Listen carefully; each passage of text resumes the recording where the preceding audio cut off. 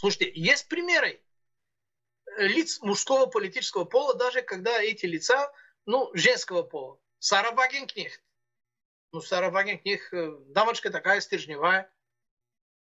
Тоже, почему бы и нет, в конце концов. Я не настаиваю на то, что обязательно должен быть мужик.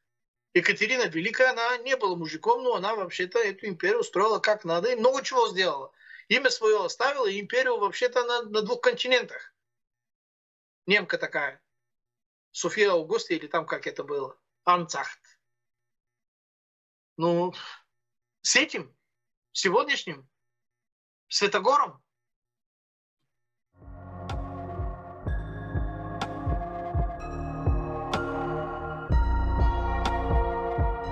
Сегодня на прямой линии с нами Пламен Пасков. Здравствуйте, Пламен. Приветствую вас и вашу большую, слава Богу, растущую, очень любознательную аудиторию в этом политически жарком 2 октября 2024 года. И хотел бы уточнить, что сейчас мы ведем прямую трансляцию для абонентов Boosty и Patreon и для абонентов в YouTube-канале, в моем и в вашем. Поэтому те, которые колокольчик там не кликнули, либо не подписались, у меня, по крайней мере, 73% не подписанных людей там на канале смотрят. Ребята, вам не жалко, вам ничего не будет стоить, но нам будет и приятно, и полезно для алгоритмов YouTube. Поэтому попрошу всех вот это сделать. Те, которые не хотят Boosty на Patreon. На Boosty и на Patreon получают люди всегда первые по времени и без никакой цензуры ролики на другом лучшем техническом уровне. А вот в ютубном канале официальную версию там релиз будет, естественно, попозже, потому что просто там и цензуры, и условия достаточно другие. Но, тем не менее, у нас сегодня ситуация такая, что все переполнено вот этими политическими событиями. И я даже не знаю. Наверное, вы знаете, Роман, потому что зрители уже, скорее всего, задали эти вопросы. Поэтому попробуем их обсудить. Пламен, вы абсолютно правы. Очень много вопросов поступило. Я тоже настоятельно рекомендую подписаться на все социальные сети, на все каналы Пламена Паскова, чтобы быть в курсе последних событий. К сожалению, никаких хороших новостей у нас нет. Есть очень страшные и горячие новости, и практически по всему миру. Наверняка зрители уже знают, что происходит в Ливане, и они высылают ссылки, некоторые из них, из зрителей. Итак, ссылаемся исключительно на российские СМИ. Россия призвала Израиль вывести войска из Ливана. Россия решительно осуждает вторжение в Ливан, которое может привести к дальнейшей эскалации насилия в регионе, и призывает Израиль вывести войска. Об этом говорится в заявлении, размещенном сегодня на сайте МИД РФ. Еще одну ссылку выслали. Эрдоган назвал Турцию следующей целью для Израиля. Об этом заявил президент республики Реджеп Таyyip Эрдоган, передает РИА Новости. Я говорю открыто, после Ливана и Палестины земли Турции станут следующим местом, на которое обратят свой взор власти Израиля, действующие в иллюзии земли обетованной, отметил турецкий лидер. И вопросы от зрителей. Как вы считаете, что сейчас происходит в Ливане? Какова будет реакция мирового сообщества? И какова вероятность того, что следующей целью действительно станет Турция? Я сначала хотел бы,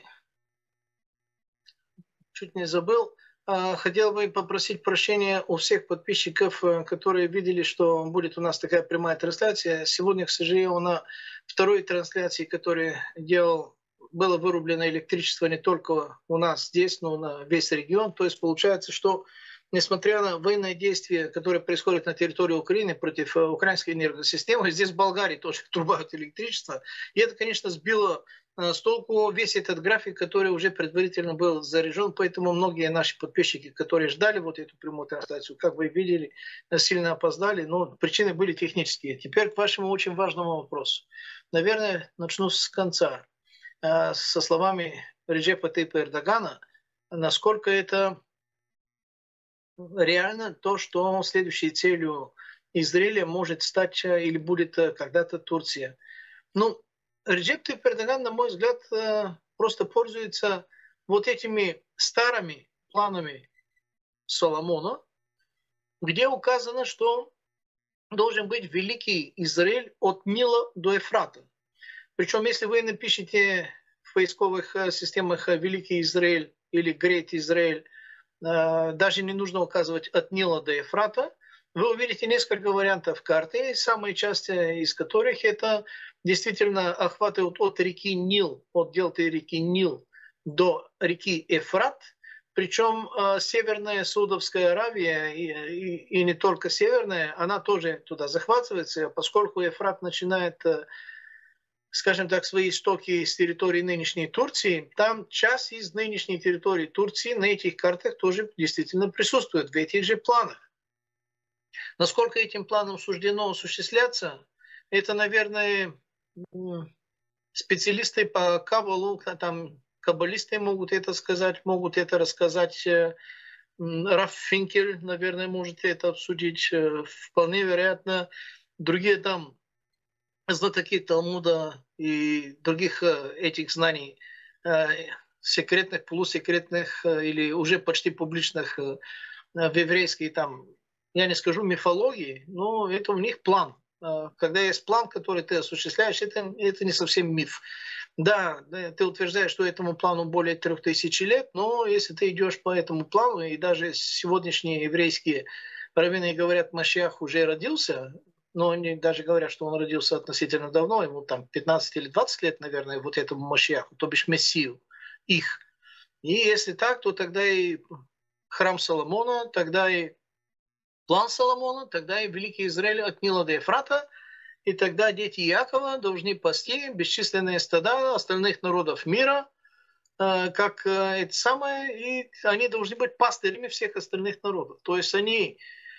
Я не говорю, что все население Израиля, все граждане Израиля, скажем так, относятся к этому как к какому-то обязательно сбывшемуся, то есть пророчеству, которое обязано сбыться. Но там не надо забывать, что еврейское государство, оно теократическое, оно не светское. Раз оно теократическое, вся власть в этом нынешнем Израиле принадлежит определенной там касте, определенной там группе религиозных же евреев. Они в армию не служат, они не работают, их содержат все остальные, которые работают, служат и так далее. Определенный специальный отдельный налог есть для содержания вот этих хранителей традиций, как их называют. И, кроме того, все порядки в этом государстве расписаны не по светским нашим представлениям законам. Даже мужчина за женщину не может выйти и оформить, грубо говоря, свой брак другим образом, если они не евреи, только раввин может их сочетать. А раввин спрашивает, если... например, женщина-еврейка, то ты должен стать евреем, обрезаться и так далее, и принять иудаизм, иначе ты не можешь. Можешь жить с этой женщиной сколько хочешь, можешь там рожать детей, можешь признавать этих детей. Но у нас в Израиле тебя сочетать не будем и считать мужем, женой не будем. Вот и все. Поэтому то, что Эрдоган говорит, это, скорее всего, именно так. Теперь то, что сказала Россия по поводу вывода израильских войск с Южного Ливана. Я даже не понимал, зачем этот лишний шум производится. Израиль не выведет эти войска из Южного Ливана. Неважно, Россия об этом попросит, или скажет, или напишет, или будет кричать. Турция, Франция, Британия, кто хочет, пусть это самое. Израиль делал то, что считают нужным. С территории Южного Ливана их обстреливают, им пришлось эвакуировать больше 100 или 150 тысяч своих гражданинов, которые были в северной территории Израиля. Они сейчас размещены в других местах, потому что там они были, не то что неделями, а даже месяцами под постоянным обстрелом, который шел именно с Южного Ливана. А Южный Ливан – это базовый лагерь, скажем так, Хизбаллы. Определенно там очертания есть. Соответственно, если Израиль выйдет из территории Южного Ливана, они, во-первых, прекрасно понимают, что туда Хизбалла вернется, у Хизбаллы есть достаточно большие силы, и, во-вторых, там есть и другие составляющие. Я думаю, что помимо всего остального, нынешнему руководству Израиля неофициально, но зато реально сильно нужно увеличить набережные Израиля. то есть береговой линии к Средиземному морю, которые контролируются Израилем, назовем это так. Поэтому, конечно, это не единственная причина, но это одна из важных причин. Еще раз, это не единственная причина.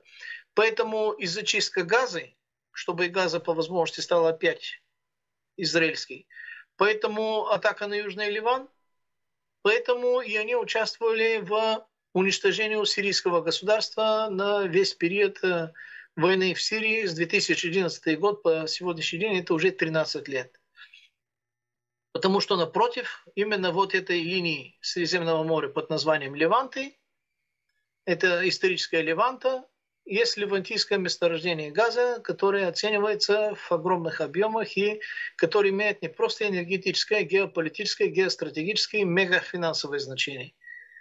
Оно больше, чем Парское, оно больше, чем многие другие, которые оценивались как одни из самых больших в мире. Соответственно, там речь идет о триллионах, если в долларах это выражать, а не о миллиардах. И про миллионов, естественно, даже и говорить не стоит. Соответственно, это имеет огромное значение, и не жалко любых человеческих жизней для того, чтобы увеличить свое линейное присутствие, то есть каждый линейный километр и метр по морскому праву дает тебе право на эксплуатацию этих разведанных газовых ресурсов левантийского месторождения. Так что это дополнительный мотив к тому, что делается сейчас и государством Израиль. Государство Израиль на самом деле, Саймон Ципис, наверное, не даст соврать, наверное, это он расскажет с еврейской точки зрения, с израильтянской. Там 20 тысяч квадратных километров, 20 тысяч с небольшим, но меньше 21 тысяч. Это пятая часть моей родной Болгарии. Пятая часть. Это пятая. А мою Болгарию попробую найти на карте. 10 раз меньше Украины.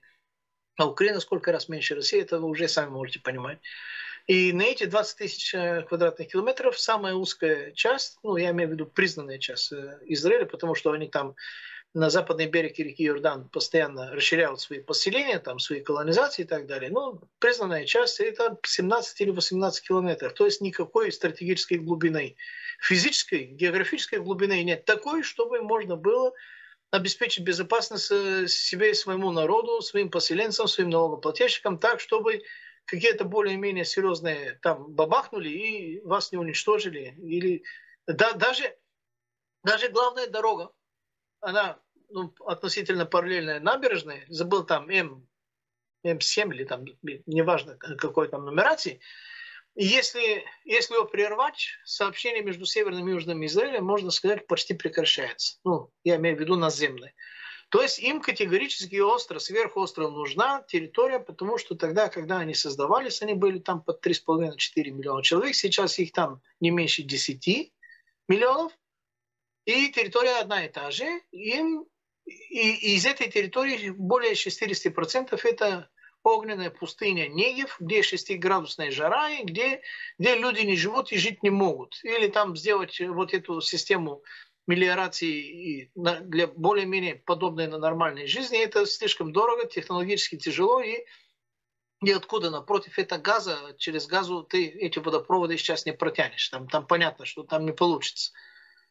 Коротко говоря, Израиль не выведет свои войски из Южного Ливана. Они будут выталкивать столько, сколько могут, пока они могут, потому что для них это тоже вопрос жизни и смерти, а не только захватническая война, как кажется всем тем, которые с ними воюют. Там, еще раз, мы очень много об этом говорили, я вообще не берусь судить, кто хороший, кто плохой. И та, и другая сторона хороши, потому что, к сожалению, и та, и другая сторона хотят физического уничтожения, исчезновения другой стороны. По крайней мере, арабская составляющая не хочет, чтобы там был вообще-то живой еврей как таковой. И даже позволяли себе достаточно такие тяжелые слова, типа вот этот Холокост надо уже закончить, надо уже завершить дело до конца, потому что с этим просто так... Их не должно быть, вот и все. Если ты понимаешь, что имеешь дело с людьми, которые ты не видел, но которые хотят, чтобы тебя не было, и готовы на это подключиться, и было массу арабо-израильских войн с разным результатом, ну, они четко и ясно показывают на то, что местные не хотят, чтобы евреи и израильтяне существовали. Переселять их и искать им новое обетованное место. Там исторически, я не знаю, вы в курсе или нет, но были там планы до того, как было принято решение возвращать их на их исторические земли, вы, наверное, удивитесь, рассматривали два варианта. Рассматривали вариант с Угандой. Поселить всех евреев после Второй мировой войны на территории Уганды. Там большое озеро Виктория, там Африка, солнечно, тепло. Ну, там, если решить вопрос там с местными, они думали, что, может быть, смогут решить вопрос с местными. Но более-менее почему бы и нет. Потом рассматривали тоже такой интересный вопрос с Мадагаскаром. Мадагаскар тогда был французской колонией, и французы сказали, ну почему бы и нет, всех евреев, земля обетованная, прекрасный шикарный остров, смогут сделать там немаленький остров, могут размножаться, расселяться, обустраиваться. Ну, коротко говоря, остров – хорошее решение. Но в конце концов победили те, которые решили, что нужно там план Соломона. План Соломона – это храм Соломона. Храм Соломона, он и это там. И, соответственно, коли он там Иерушалаим и так далее и тому подобное, Ерихон, Наблус, он же Неапул, там древний, который был. Ерихон мы сказали, да, кого забыли, Назарет и так далее. Ну, вся эта там такая, видите ли, библейская вотчина, что называется, нам нужно там. Ну, слушайте, там же уже есть люди, там британский мандат, ну, французский мандат в Сирии, ну, там люди уже живут, ну, такие-сякие, не, нам туда-туда, и вот туда-сюда, и вот получилось то, что получилось, которое даже не стоит обсуждать. Вернее, стоит обсуждать. Очень даже стоит обсуждать, потому что я считаю, что пока еще дело не дошло до библейского Армагеддона, который как раз именно там и должен совершиться согласно библейских предписаниях. Но то, что все идет к тому, что будет именно библейский, именно Армагеддон, именно там, к бабке не ходи, это уже совершенная очевидность. Если сейчас подключили Иран, потому что то, что сделали Израиль с иранскими прокси Хезболлой и со многими командирами, должностными лицами и другими важными фигурами иранского высшего эстаблишмента, это не оставляло у Ирана других вариантов, кроме как ответить. То есть то, что сделали вчера вечером Иран, это ответ. Это не нападение, это ответ. Ответ за Южный Ливан, ответ за пейджерную атаку, ответ за то, что ранен посол Ирана в Бейруте, ответ за убиенных командиров КСИРа, Корпуса стражей Исламской революции, ответ за много чего. То есть там много именно иранских военнослужащих, иранских гражданинов и иранских должностных лиц не просто пострадали, а погибли, на что никакое серьезное государство в мире, а Иран это одно из небольших серьезных государств мира, из немногих, но серьезных, не может не ответить. И они ответили. Могли бы они запустить ракет в 10, а то и 100 раз больше. Одним залпом могли, просто не хотели. Запустили столько, сколько запустили, так, чтобы из осколок сбитых ракет пострадало легко раненых 3 человека, из которых, похоже, один даже араб. Ну, что-то в этом духе. Так что хотели бы они нанести урон и убить людей, они могли бы это сделать. Они предупредили, куда они будут бить. Иран, я имею в виду. Аэропорт Небатим, другой аэропорт с более трудным таким именем Харцел или Харцев, забыл там, как его зовут. И еще там третий аэропорт и база Мусад. Они туда и били. И, соответственно, несмотря на все эти яркие кадры, как это туда там упало, бабахнуло, надо понимать, что, во-первых, железный купол Израиля действительно очень хорошая ПВО-система. Настолько хорошая, что когда запущена данная ракета, особенно с территории Ирана, то есть длинная дальняя траектория, они предварительно делают расчеты, система делает расчеты, куда эта ракета упадет. Если она упадет на нежилое место, не опасное, безопасное, они не тратят ракеты железного купола для того, чтобы ее сбить, пусть падает туда, куда она падает, если она не несет никакой специальный урон. Кроме того, часть из этих ярких кадров, которые показывали, как падают эти ракеты, это были летающие осколки сбитых ракет. Именно такие. И, по сути, сам факт того, что, еще раз, количество убиенных и раненых, убиенных нет, а раненые, и причем легко, это 3 человека, причем из осколок, это означает, что и система ПВО очень хороша, и Иран не пытался, не старался, не ставил себе в целях убивать население Израиля как таковым, бить по густонаселенным жилым районам и бить тем количеством, которое действительно заставило бы систему захлебнуться и не справиться с этим объемом ракет. Поэтому считать, что это, понимаете ли, вот сейчас откроются ворота ада, и вся эта там страшная огненная гиенна там высыпется, ну нет. Сказать, что это ерунда, обмен любезностей по Восточному тоже нельзя, потому что в районе на днях приехало 40 тысяч американских военнослужащих. То есть американцы армии своей указывают и показывают на деле, кого они считают действительно важным, за кого они считают, что действительно готовы воевать. И, соответственно, они указывают на то, что для них это свои, и мы здесь будем воевать как за себя. 40 тысяч американских военнослужащих. Они внезапно оказались на днях в Израиле. И не только военнослужащие, естественно, 6-й американский флот со стороны Средиземного моря, 5-й американский флот со стороны Персидского залива, британские военно-морские силы, британские военно-воздушные силы, там, которые на базе в Кипре, американские военно-воздушные силы с базы с острова Крит и так далее. То есть там готовность к более серьезным действиям есть, потому что все прекрасно понимают, что Израиль не откажется делать то, что считает нужным делать.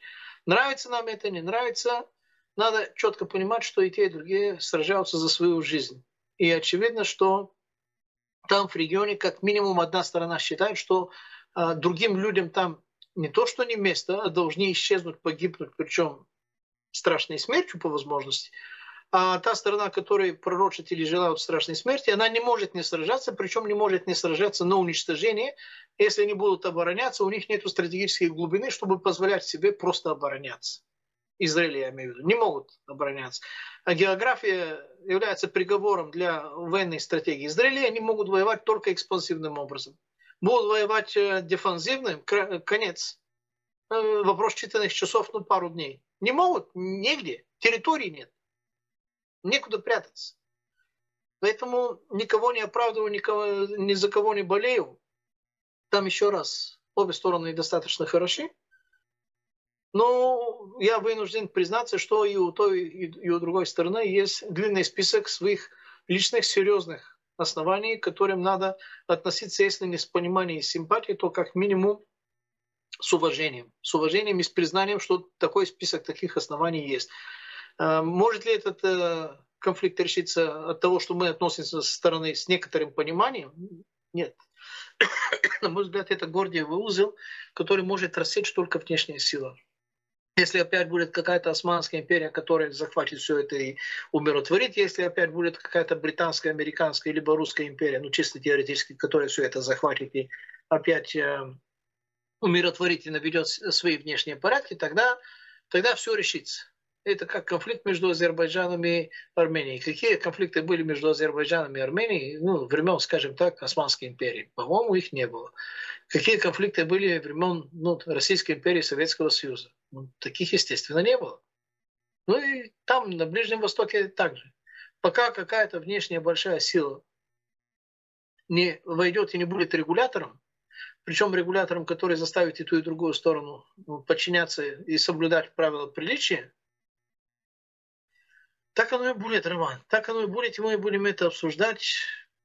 И я, честно, с удовольствием послушал бы Саймона Циписа, либо других наших знакомых или просто публично известных людей из Израиля, русскоязычных, которые могут рассказать и осветить эту историю обязательно из их точки зрения, потому что то, что мы смотрим со стороны, обязательно нужно выслушивать и арабскую сторону, и израильскую. Потому что истинная правда где-то там, в этом треугольнике, в середине, а не по краям этого треугольника, именно в середине.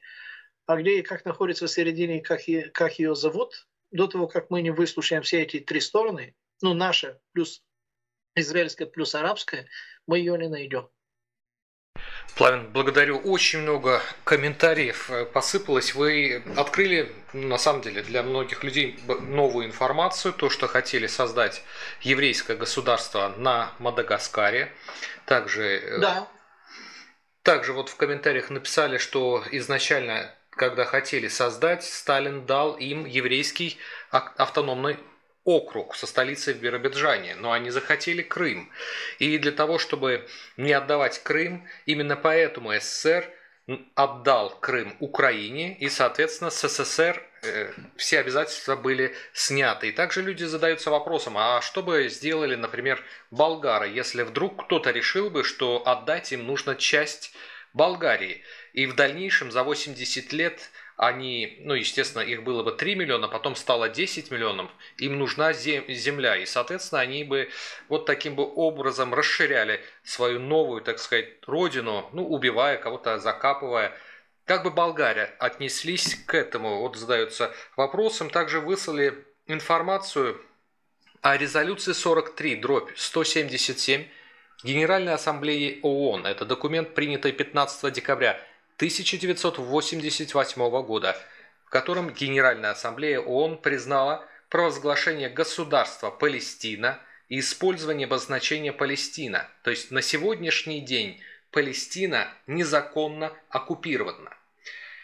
Если смотреть, о чем говорят, к примеру, министр иностранных дел Российской Федерации, то создается ощущение, что на сегодняшний день террористическая еврейская группировка занимается обстрелом соседних стран, захватывая, незаконно оккупируя соседние территории и при этом превращая земли в самое большое кладбище для детей, как об этом говорил Владимир Путин буквально 52 секунды.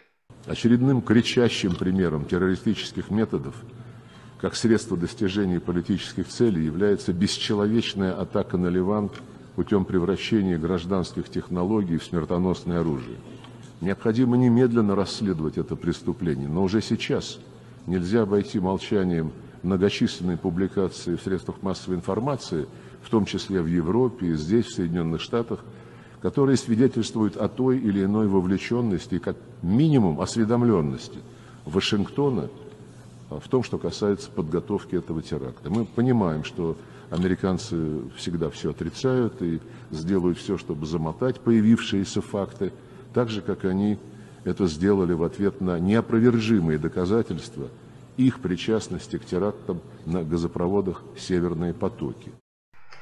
То есть здесь, как мы видим, открыто называются терактами. То есть еврейские террористы совершают теракт в соседних странах. Между прочим, об этом говорила и Мария Захарова. И люди задаются вопросом, как вы считаете, можно ли превратиться в террориста-беспредельщика и захватывать другие страны безнаказанно в 21 веке? И почему мировое сообщество на это вынуждено закрывать глаза? Я не знаю, где адрес мирового сообщества, не знаю его фотографию, не знаю его веб-сайта.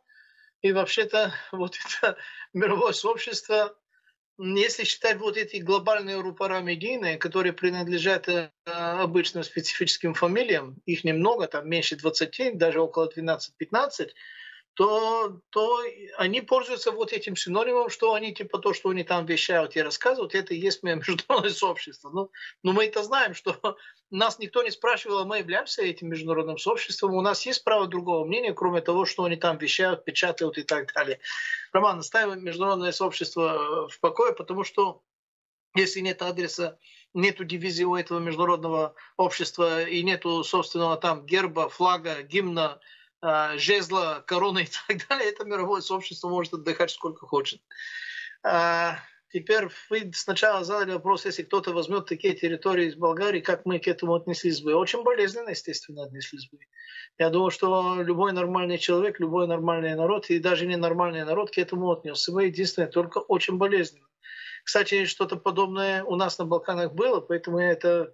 На самом деле, то, что происходит на Ближнем Востоке, чисто исторически оно не могло бы и так не происходить, потому что в таких обстоятельствах именно так оно и происходит. После того, как в результате 12-й по счету русско-турецкой войны на карте Балкан стали появляться государства, или там, скажем так, государство – это не самое правильное слово. Болгария была сначала очерчена в своих максимально естественных этнических, экзархических границах, которые соответствовали исследованиям и немецких, и французских, и русских, и других исследователей, там, демографов, там, экзархи и прочее, прочее. Сан-Стефанский мирный договор – это была Болгария, которая действительно соответствовала. Но в тот же самый год, 1878, после 3 марта, когда был подписан Сан-Стефанский прелиминарный мирный договор, несколько месяцев спустя собрались не остаточные, а другие великие силы, то есть Австро-Венгрия,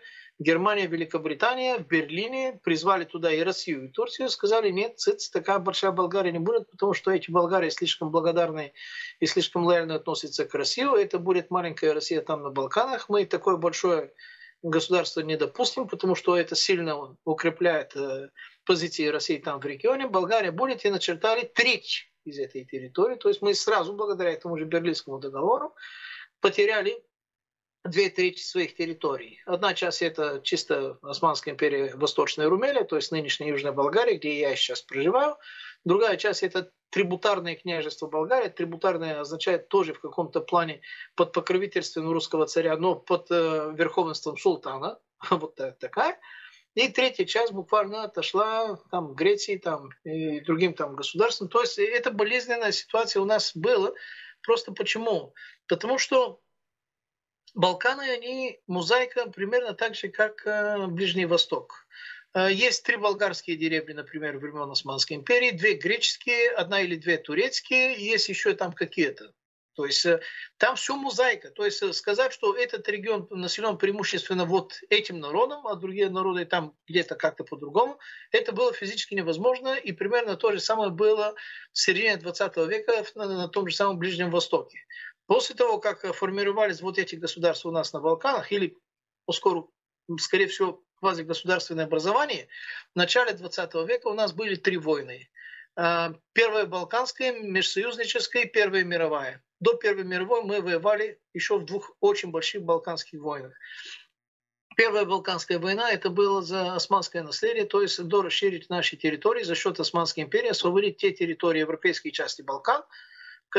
Балканы не все на европейские части, то есть те европейские части Османской империи, которые мы считали, что часть должна уйти к Черногории, к Сербии, к Болгарии, к Греции. То есть то, что мы договорились, что не должно быть больше Османской империи. Османской империи было слишком много оставлено именно на Балканах, то бишь в Европе.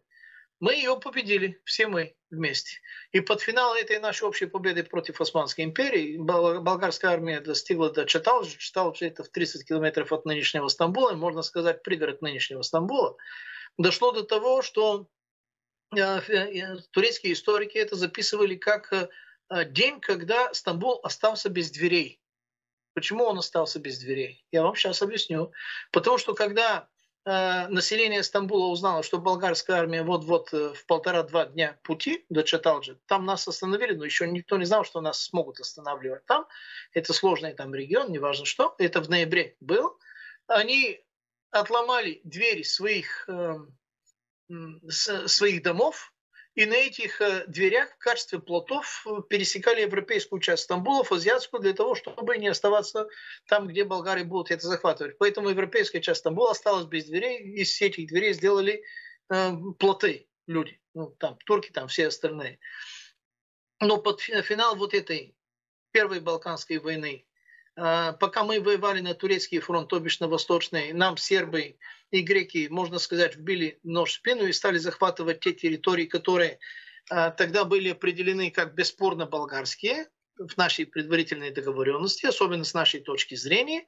И таким образом мы были вынуждены вернуться и стать воевать междуусобной, то есть Балканской войной друг с другом, потому что мы стали истреблять друг друга.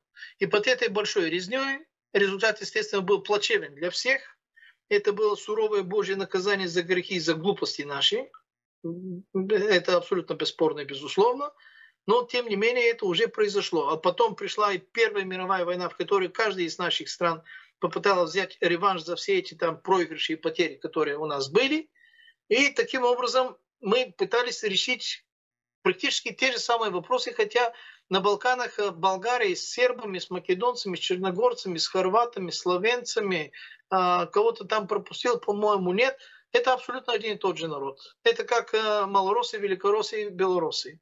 Даже без переводчика можно было совершенно спокойно общаться, письменность одна, национальные костюмы. Все одно и то же.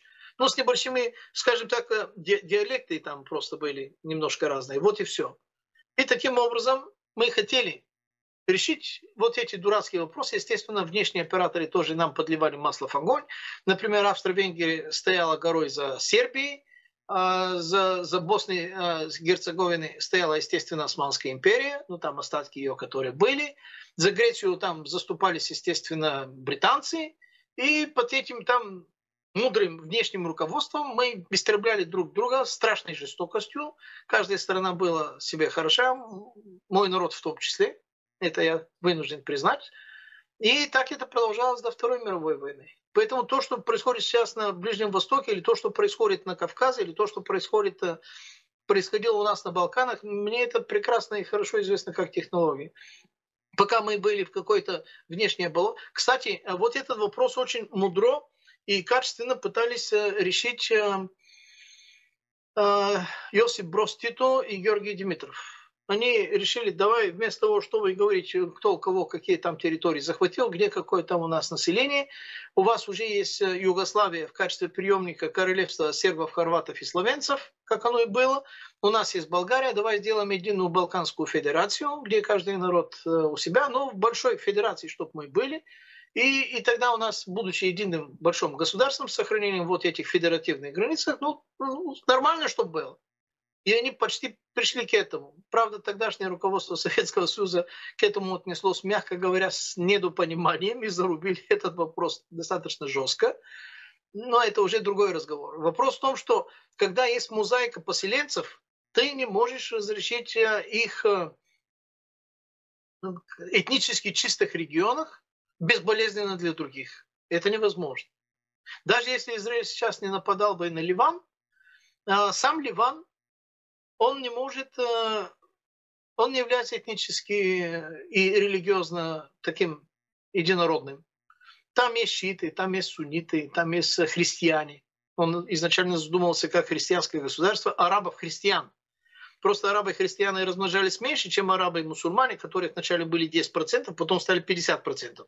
Но стали 50% не потому, что убивали арабов-христиан, а просто потому, что размножались больше. Ну, Роман, здесь невозможно придумать какой-то элегантный, красивый, чистый вариант, который удовлетворил бы всех сторон, потому что такого варианта, еще раз, это только внешняя сила. В конкретном случае такой внешней силой я припоминаю, какие были эти исторические акторы, которые могли бы сыграть вот эту внешнюю регулятивную функцию.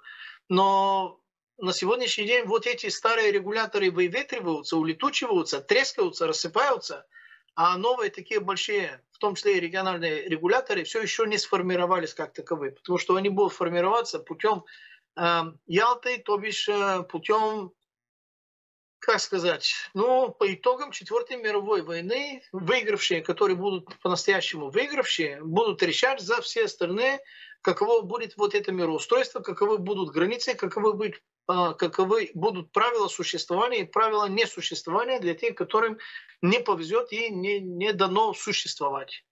Именно так оно и будет, потому что по-другому никогда не было. А если процесс, во-первых, исторический, во-вторых, воспроизводимый, и в-третьих, научно обоснованный, то это означает, что не может быть по-другому. Придется заплатить очень жестокую, суровую цену и нам, и вам, и всем остальным, потому что в огне этой Четвертой мировой войны только выжившие смогут рассказать потом, что за глупости мы наделали, насколько мы действительно виноваты во всем том, что мы сами сделали, и как этот вопрос решить, и как мы этот вопрос решали, или кто за нас этот вопрос решал. Потому что мы были достаточно глупы и не в состоянии решить эти вопросы сами за себя. Это народы, которые не в состоянии быть на уровне своих ответственностей, своих вызовов времени. А, к сожалению, большая часть из нашего современного болгарского народа в этом не годится. Я бы даже не сказал народа. Большая часть из этого современного болгарского населения народом не является. Народом является, наверное, в лучшем случае от 200 до 350 тысяч из населения. Все остальное это просто пассивное население, которому пофиг и без разницы, кто, где, как, что будет править. И ситуация действительно удручающая. И, наверное, это справедливое, но суровое, или суровое, но справедливое Божье наказание за грехи наши, в том числе и те, которые я только что перечислил. К этому человек должен относиться по-человечески, но и с другой стороны с пониманием и с научной обоснованностью. Я не могу Вы хорошо говорите, как бы вы отнеслись, но у евреев одна правда, и мы обязательно должны ее выслушать. У арабов другая правда, и мы тоже обязательно должны ее выслушать. А в качестве третьих наблюдателей, которые там не на месте, у нас тоже будут, скажем так, оптические возможности видеть вот эту картину в масштабе лучше, чем те, которые спорят и убивают друг друга. Правда, кто нас спросит, и кто потом, например, будет интересоваться, где находится вот эта правда, которая лежит в средостении вот этого треугольника, этих трех точек зрения. Все это вопрос не просто точки зрения, но и точного взгляда. Точного и честного взгляда. А честный взгляд у, скажем так, противоборствующих, конкурирующих со сторон не будет. Просто не будет. И простите, что я так философски вам отвечал на этот вопрос, но чистого, ясного, конкретного, четкого, метрами, секундами, километрами, деньгами или там количеством времени ответа здесь, по-моему, пока что не существует. Пока что. Пламен, благодарю вас. Вы абсолютно справедливо заметили, что нужно выслушать обе стороны. Но, к сожалению, действительно, вот про палестинской или про арабского вот оратора, вот, насколько я знаю, вот в Рунете нет. Если, кстати, вот из зрителей, подписчиков кого-то знают, то, пожалуйста, напишите, и мы попытаемся связаться. И также много слов благодарности пишут из Европы. Европа вас смотрит, пишут Россия вас смотрит, Россия вас любит, Пламен. И, Спасибо. наверное, заключительный вопрос и просьба более обширно ответить на него, это касается осени и зимы 2024 года. Даже Жириновский говорил, что это будет решающая точка. То есть многие считают, что осень-зима 2024 это какая-то триггерная точка. И действительно много событий предстоят. Это и президентские выборы, это и начало нового такого колобка, которым уже пугают практически все человечество. Что же пишут об этом российские СМИ? Итак, президентские выборы в Соединенных Штатах Америки запланированы на 5 ноября 2024 года. Они станут 60-ми президентскими выборами в истории страны, на которых будет избран 47-й президент Соединенных Штатов Америки. После выхода из президентской гонки действующего президента Джо Байдена, изначально планировавшего переизбираться на второй срок, кандидатами в президенты от двух главенствующих партий стали вице-президент Соединенных Штатов Америки Камала Харрис и 45-й президент Соединенных Штатов Америки Дональд Трамп. Инаугурация избранного президента запланирована на 20 января 2025 года. И многие зрители пишут, что в этих выборах уж очень много такого подозрительного. Создается ощущение, что президентов выбирают не люди, а их просто ставят. И самый главный вопрос, как вы считаете, как избранный кандидат в президенты США может повлиять на так называемое СВО, на ход событий и на ход событий конфликта на Ближнем Востоке, ну и, соответственно, на весь мир? Передаю вам слово.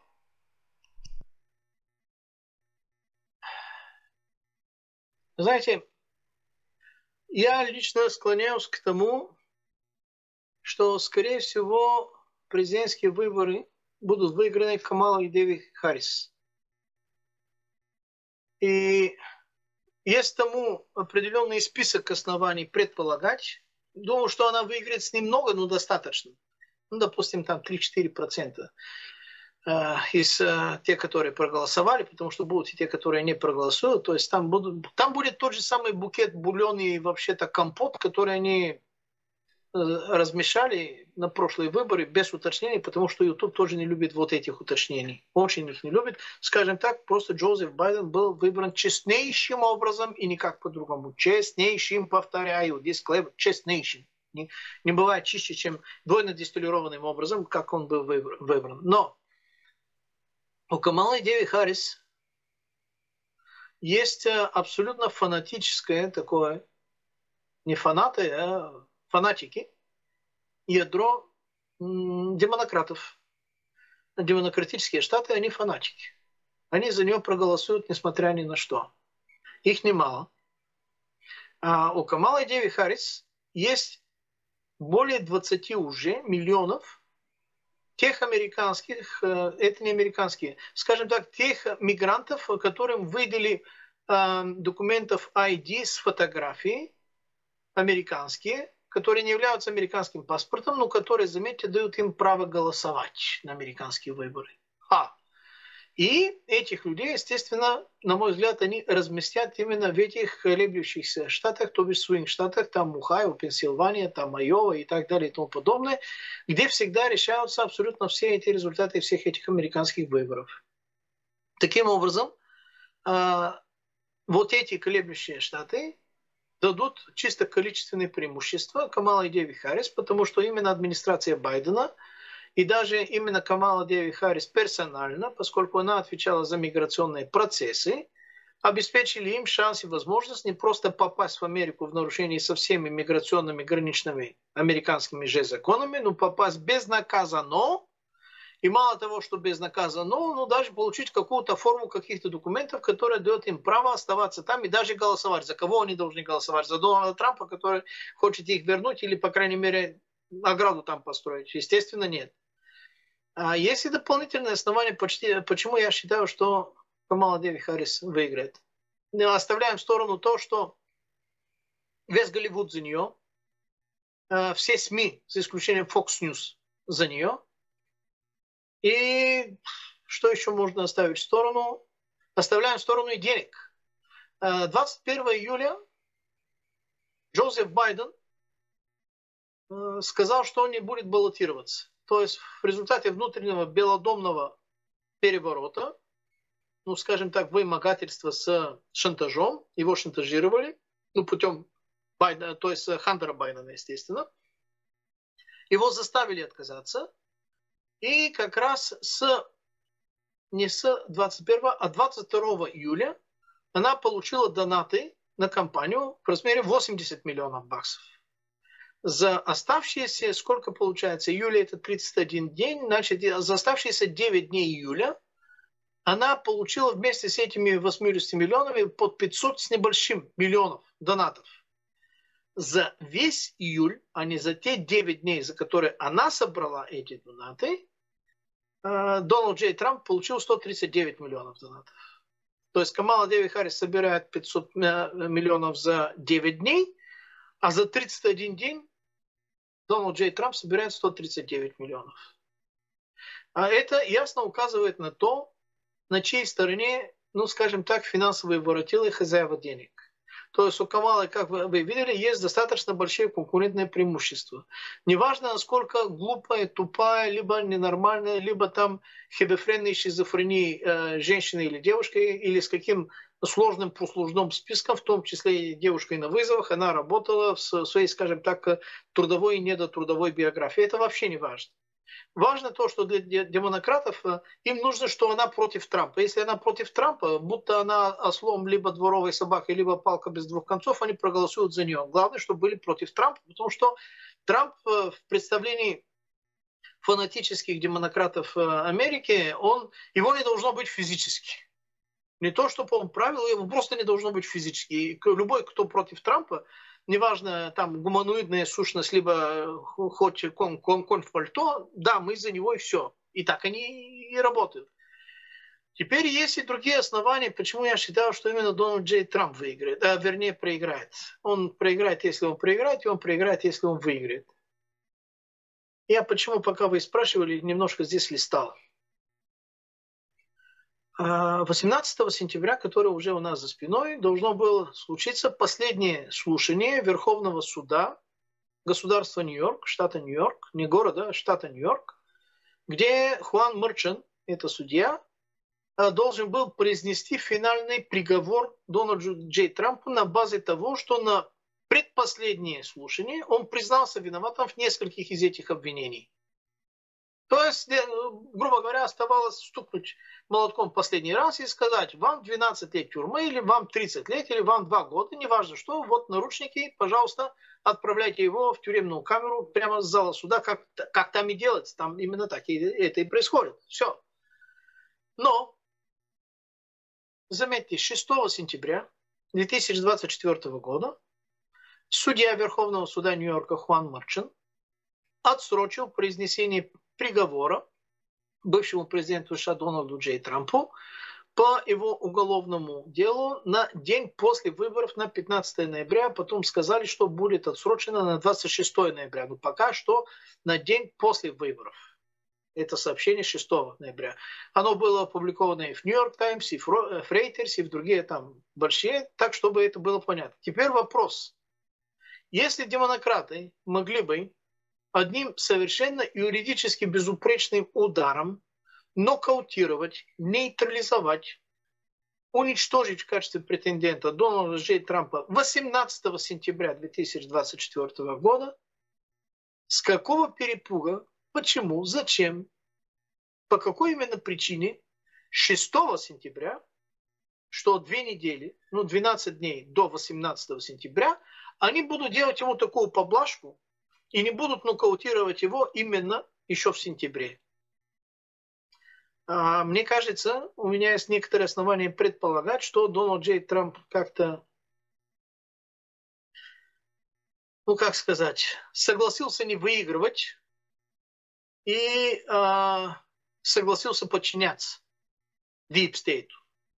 Сейчас я объясню, почему. Но это только первый случай. Почему они ему дают отсрочку? Вернее, это второй случай, но я про первый сейчас скажу.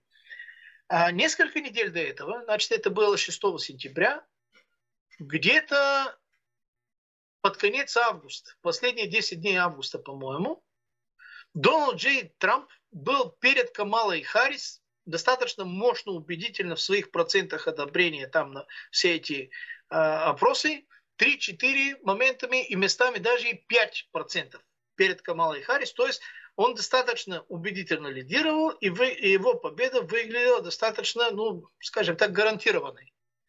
И так со стороны смотря, объективно говоря, было за что. Потому что в сравнении с Камалой Харрис любая кастрюля, скажем так, на кухне домохозяйки имеет более реальные, более такие заслуженные шансы выиграть эти выборы перед этой женщиной, которая не страдает, а заливается смехом хебефренной шизофрении. Это так называется, это ее состояние. Я не знаю, это заболевание или нет, потому что там страданий не видно, хотя принято считать, что это называется страданием, но хебефренная шизофрения. Она как кикимора, там смеется ни за что и никак, и заливается смехом, задают ей конкретный вопрос, она начинает смеяться. И смешно. Что? Не будем это даже больше обсуждать. Он, еще раз, вторая половина августа совершенно убедительно был сильно вперед. Что он сделал тогда под конец августа? А он сделал то, что никто в здравом уме и твердой памяти, у которого нет большие, серьезные, тяжелые на то основания, внешние, скорее всего, не стал бы делать. Особенно в его положении, особенно на президентской гонке. Он уволил свою команду политтехнологов, которые обеспечили ему именно этот отрыв и эту победу, и поменял их на такие, которые вот этот отрыв очень быстро сократили и моментами доводят его и до минусовой части. То есть вместо того, чтобы был отрыв, отстает немножко от Камалы и Деви Харрис. Роман, кто это такой верховный главнокомандующий, который увольняет победоносных генералов для того, чтобы потом получить поражение? Это только тот генерал, или вернее тот верховный главнокомандующий, которому сказал: слушай, ты эту битву должен проиграть, иначе тебя не будет, иначе мы тебя истребим, и может быть не только тебя, но и твою семью мы истребим физически. То есть Дональд Джей Трамп сделал то, что никакой человек в здравом уме и твердой памяти не стал бы делать, а я не думаю, что он безумец. Я абсолютно уверен в том, что он с определенными там странностями и особенностями, но он не безумец. Особенно на такой гонке, где он начал выигрывать, то есть делать то, что он хотел сделать. Они ему сделали то, что он хотел, чтобы они сделали. С результатом. Есть еще один такой интересный момент. Значит, есть такой хороший и весьма уважаемый мною знаток этих тонких процессов. Зовут его Фикрет Шабанов. Он из солнечного Азербайджана родом. Который напомнил недавно, что у него на втором году каденции Дональда Джей Трампа была публикация по поводу того, как Дональд Джей Трамп нарушил свои обещания, которые давал Deep State, а он принял на себя определенные обязательства тогда, когда его делали президентом, когда он стал президентом. Для того, чтобы стать президентом, он принял на себя определенные обязательства совершить определенные действия. Он их не совершил, он их обманул, он их кинул, и он старался проводить что-то другое. Поэтому все его президентство было постоянной круговой мучительной обороной. Он пытался сделать что-то и постоянно отбивался от того, что они пытались его засудить, импичнуть, там, нападать, саботировать, блокировать, предателями там его обставлять. То есть это было постоянное сражение, круговая оборона. Это было не президентство, не управление, это круговая оборона. Поэтому он и не так много успел сделать. Ну, старался, ну что получилось. Фикрит Шабанов утверждает, что если убрать в сторону все эти остальные другие многословия и там аргументации, он тогда, на втором году каденции Трампа, в своих социальных сетях написал примерно следующее. Первое. Ты не можешь стать президентом, если ты не выполняешь свои обязательства перед Deep State, если ты их принял. Второе. Если ты нас кинул, ты никогда больше не будешь президентом. Третье. Попрешь против Deep State, заведем на тебя уголовное дело. Четвертое. Будешь с нами воевать, будешь следующим после Кеннеди. После президента Джона Фитджералда Кеннеди. И на самом деле, что мы видим? В Трампа стреляли, ухо пострадало, потом косметически его достаточно неплохо восстановили, очень красиво восстановили, почти не видно, что там было, хотя кровь там брызнула, там было видно. Потом, сейчас в сентябре, второй недели, опять, это какая-то заварушка достаточно странная, она просто педагогически напоминательно-предупредительная, с этим странным кадром, который у меня там за спиной. И никто не стрелял, но какие-то там стволы, чего-то там такое, он сильно за Украину, он так хотел, но пальбы не было, жертв не было, а первый раз погибло несколько человек. Ухо Трампа пострадало, и несколько человек в этой там толпе получили пули, некоторые ранены, некоторые погибшие. Первый раз это было серьезно. В Батлере, штат Пенсильвания, по-моему, да, в Пенсильвании это было. А здесь в его там имении там в Флориде просто поймали вот этого странного чувака, обвинили официально, все как положено. Ну, типа он тоже lone wolf, то бишь самотный волк. Ну, он самостоятельный, самосиндикальный, самодеятельный такой. Ни с кем не согласовал, никакие службы, ничего такого. Это он сам искренне, лично от первого лица единственного числа. Он ненавидит, и он поэтому так решил почему-то. У него 80 с чем-то там каких-то там рекордов, то есть полицейских рекордов, записей по поводу каких-то нарушений. Кто после этого ему дал вообще-то право иметь огнестрель, тем более того, ну, там американские легенды, когда легендировали вот такие странные типы, как Ли Харви Освальд, там, Джек Руби и прочее, ну, это в их стиле. Это вообще почерк, к бабке не ходи, достаточно очевидный. И это было только напоминаловка. Теперь Трамп даже говорит, что он не исключает вероятность, что он проиграет эти выборы. Как вы себе представляете, что кандидат в американских президентах, неважно на каком уровне, неважно с какими шансами, будет позволять себе такое говорить во время кампании?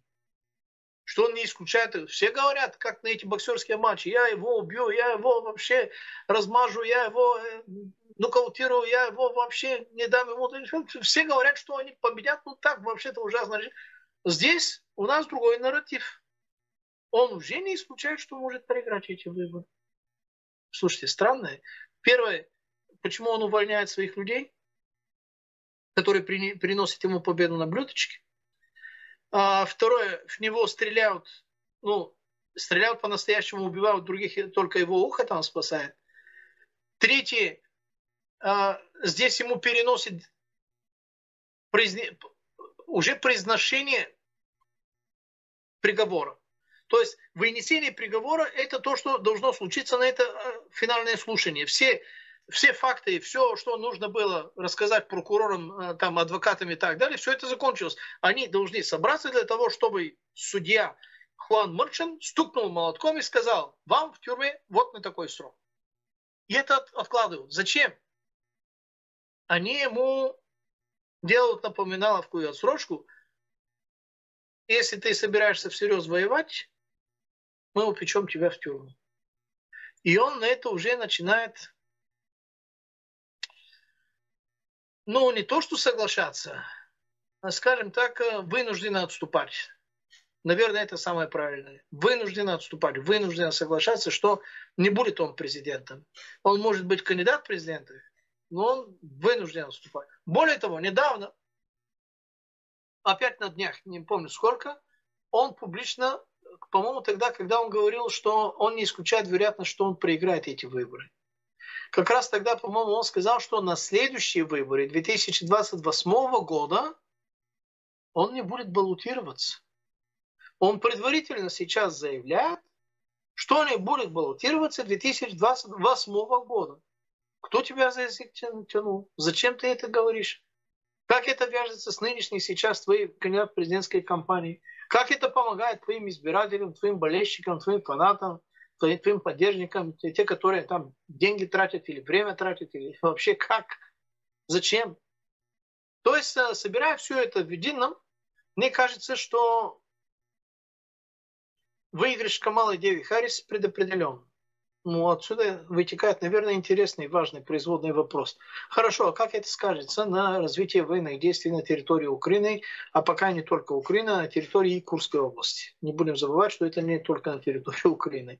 Но, скажем так, на территории Советского Союза. Как это скажется на территории военных действий, на территории Советского Союза? Ну, как скажется? Во-первых, Камала Деви Харрис, если она станет президентом, она должна в второй половине февраля 2022 года поменять все.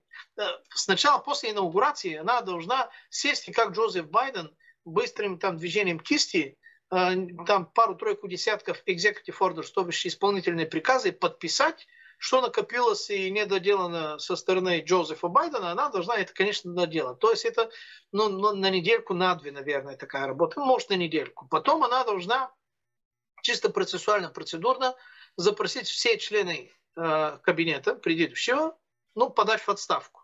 Они подадут в отставку. Потом она должна утвердить список тех, которые она переназначает, либо назначает на их место. Часть из старых, конечно, останутся, часть из старых повысят, понизят там в должности, часть вообще уйдут или кто-то другой. То есть это кадровая такая рокировка, она займет первую половину февраля. И второй половине февраля более-менее у нее развяжутся руки, обратить внимание на вот эти внешнеполитические повестки типа Украина, Армагеддон, Китай, Европа, Африка, Латинская Америка, Венесуэла и все остальное, за что Штаты должны отвечать с их точки зрения. И тогда, скорее всего, она или члены ее команды скажут: Владимир, который Зеленский, и Владимир, который Путин, цыц, идите сюда на переговоры. Где это будет сюда? Будет ли это в Буэнос-Айресе? Будет ли это там, не знаю, в Каиру или в Каире? Будет ли это, не знаю, в Брюсселе? Где-то будет. География значения не имеет. Кандидатов будет много, где-то это будет. Сначала отправят только министра иностранных дел, либо представители там СВР, либо там что-нибудь другое, там читать, уточнять там эти тексты, потом будут против, потом будут предлагать свои, то есть вся эта волокита займет, примерно как минимум полмесяца, как максимум 2 месяца, потому что долго с этим тянуть им не дадут. Потом скажут: вы идете здесь и подписываете. Если одна сторона скажет: слушайте, вот эта другая сторона, это просроченный президент, его подпись там вообще ничего не стоит, скажут и скажут, а все равно заставят. Либо его, либо кого-то другого. Это уже технического значения не имеет. Подпишут какой-то мир на века, который, естественно, окажется перемирием на несколько недель до нескольких месяцев. И тогда когда все это произойдет, в зависимости от расположения звезд, обстоятельств и других внешнеполитических результатов, каков будет результат войны на Ближнем Востоке, каков будет результат противостояния с Китаем, и будет ли иметь уже чисто военную составляющую, они почти уже имеют военные составляющие. Это я еще не говорил про эти политические обзоры, которые я сканирую. Там в Южно-Китайском море, в этом регионе достаточно военно напряженная уже обстановка, учения там идут, стрельбы там, претензии, перехваты самолетов. Ну, есть там определенное острое ощущение военной обменной любезности, которые приняты в таких случаях, которые являются симптоматическими и показательными, что на самом деле происходит. И тогда, после того, как они разберутся с некоторыми там другими вопросами, могут сказать: слушайте, а вы там Украину, селенок там поднакопили, немножко отдохнули, да? А вы там в России, там это самое, будете участвовать с нами против Китая? Нет? Нет? А, тогда хорошо. Украине столько, сколько надо. На территории Украины столько восточноевропейцев, сколько надо. На территории Украины столько вооружений, сколько надо. Или сколько мы решили. Давай, Драхнафт Остин. Еще раз.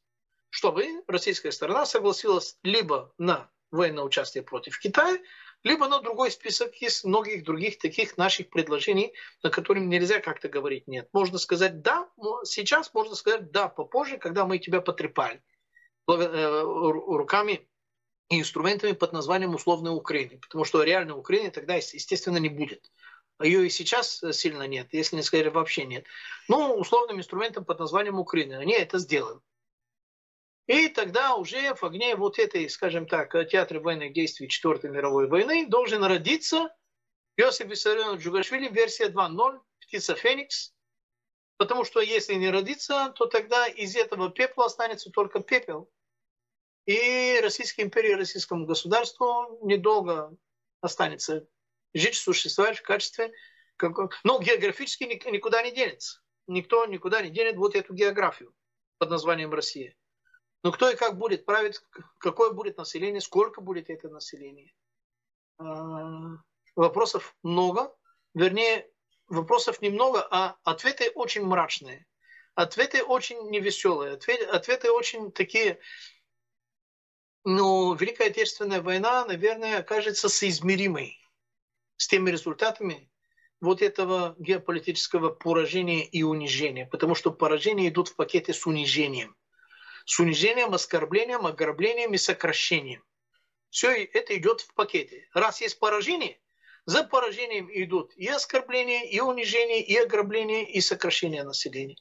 Это в полном пакете. Поэтому, если не будет лицо мужского политического пола, Иосиф Виссарионович Джугашвили версия 2.0, либо аналог нашего времени, назовите как хотите, примерно вот так. Потому что с этим нынешним руководством Кремля, я не буду говорить, на что оно способно, потому что 2,5 года очевидно, на что оно и способно, и не способно. Если закупаем ракеты баллистические, тактические ФАТХ-361 у Ирана, если покупаем снаряды и 122 и 152 миллиметровые у Северной Кореи в количестве миллионов штук, коли так, если не пользуемся своим имперским перехватчиком МиГ-31, ой, простите, пожалуйста, нечаянно. Если мы этими настоящими, серьезными, своими количественными преимуществами не пользуемся, то вопрос, а кто нам тогда виноват? Инопланетяне, анунаки, американцы, британцы, евреи, армяне, турки, болгары, поляки. Кто нам виноват? Казахи, наверное. Найдем кого-то виноват. Кто виноват, неинтересно. Интересно, что делать. Из этих известных классических русских вопросов бытия и небытия, кто виноват и что делать, я всегда фокусируюсь на второй. Что делать? Кому делать? Как делать? Если нет ответа на какой у нас образ будущего, а значит, это предопределяет, кто нам нужен и как мы это сделаем, скамейка исчезнувших народов всегда может удлиниться таким мистическим образом еще немножко, чтобы и там сел и великий, героический, могущественный иногда российский народ вместе с всеми остальными частями нашего немаленького пока что, но тоже способного исчезнуть условно-славянского народа. Начиная с Словении, Висла-Одер, Фессалоники, европейская часть России, ну, там до Камчатки, до Владивостока и так далее и тому подобное. Это и есть та наша территория, которая на сегодняшний день мы могли бы насчитывать не меньше 300 миллионов, и тогда нам ни Китай, ни Америка, ни Британия не было бы указом, если мы мудро, ответственно, смело и мужественно охраняли, обороняли свои границы, свое добро, свой народ и все остальное свое. Ну, коли мы такие раздробленные, политически разрозненные и являемся подчиненными структурами, где работает система отрицательной селекции для вывода так называемых внешне управляемых правящих кругов, внешне управляемых правящих. Со внешне управляемыми правящими править империей не получится. Это тень империи. Неважно под каким названием, неважно с какой географией. Тень. Тень – это как эти рыцарские доспехи, которые в этих там замках и музеях Западной Европы смотришь так достолепно. Рыцарь, металл, доспехи. Тыкнешь пальцем, и все распадается. Все. Потому что сущности внутри нет. Содержания там нет. Помнится вот этот классный мультик «Светогор ночью», когда приходил к этим нашим самым, как его, ну, Светогор там. И Светогор стал раздеваться. Ну, им там, нашим этим самым, надо было куда-то там идти, какие-то подвиги там. Сильные люди там были нужны. Светогор огромный, мужественный, величественный. И начинает раздеваться. И разделся. И в конце остался вот такой скукоженный дедуленька, ну, не очень умный и быстро засыпающий. И Светогор. Доспехи большие, а Светогор вот такой. Светогор. Мультик классный, очень философский. И я не удивлюсь, если его запретят, по крайней мере, на территории России, потому что чего-то и кого-то напоминает вот этот мультик. Кого-то и чего-то напоминает. Я не знаю, у кого и чего, но мне чего-то там напоминает. Я даже сам не могу сказать, что и кого. Ну, чего-то там напоминает. Надеюсь ошибаться, но похоже, что нет. Похоже, что нет. Поэтому, Роман, нету единого, ясного, ну, скажем так, метрами, секундами, миллилитрами и сантиметрами ответа на такой вопрос. Будет именно такое, невеселое. Но все это можно изменить, если население станет народом, а народ выберет лицо мужского политического пола. Если кто-то скажет, что это невозможно, смотрите на Иран. Иран воюет, и Иран никогда никем не были покорены, подчинены, побеждены. Никогда никем. Смотрите на Венгрию. Виктор Орбан ведет себя более стержневым образом. Смотрите на Турцию. Мне это очень неприятно говорить, но это правда. Эрдоган ведет себя как лицо мужского политического пола. Смотрите на Словакию. В Роберта Фицу стреляли 5 раз, человек все равно выходит и говорит: вы там, простите уж, но в Украине у вас нацистская символика, нацистские свастики, нацистский батальон Азов, и вообще слишком много фашизма у вас есть, и вы слишком много памятников антифашистов валили, потому что памятники антифашистов, в том числе и местных героев Великой Отечественной войны, могут валить только неофашисты, новые фашисты. Вы ведете себя как новые фашисты. Если вы ведете себя как фашисты, то тогда как? Вас кем считать? Хорошими, приятными, пушистыми людьми? За что, естественно, Министерство иностранных дел Украины разочаровались в Роберте Фицу. Разочаровались. Точный термин, цитат сегодня проводил. Ну, разочаровались. Слушайте, есть примеры лиц мужского политического пола, даже когда эти лица, ну, женского пола. Сара Вагенкнехт. Ну, Сара Вагенкнехт, дамочка такая стержневая. Тоже, почему бы и нет, в конце концов. Я не настаиваю на то, что обязательно должен быть мужик.